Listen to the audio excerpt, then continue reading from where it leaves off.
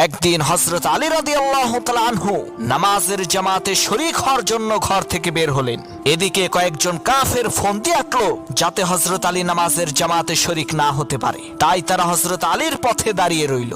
হযরত আলী তাদের কাছে আসলে তারা হযরত আলীকে জিজ্ঞেস করলো, আলী, আমরা তোমার কাছে কিছু জানতে চাই, দয়া করে আমাদেরকে বলবে সেই বিষয় সম্পর্কে? হযরত আলী বলল, কি জানতে চাও বলো। কাফেরেরা বলল, হে আলী, তুমি বলো তো কোন প্রজাতির প্রাণী ডিম দেয় আর কোন প্রজাতির প্রাণীরা বাচ্চা দেয়? সেই কাফেরদের প্রশ্ন শুনে হযরত আলী রাদিয়াল্লাহু তাআলা আনহু সাথে সাথে উত্তর দিলেন, যেই প্রাণীর কান বাহিরে থাকে সেই প্রজাতির প্রাণীরা বাচ্চা দেয়, আর যেই প্রাণীর কান ভেতরে থাকে সেই প্রাণীরা ডিম দেয়। সেই কাফেরেরা লক্ষ্য করে দেখলো কথা তো সত্য। তারা বিস্ময়ে বিমূঢ় হয়ে বলতে লাগলো, সর্বনাশ, আমরা নিজেরাও তো এই প্রশ্নের উত্তর জানি না। হযরত আলী কিভাবে এর নির্ভুল উত্তর দিল?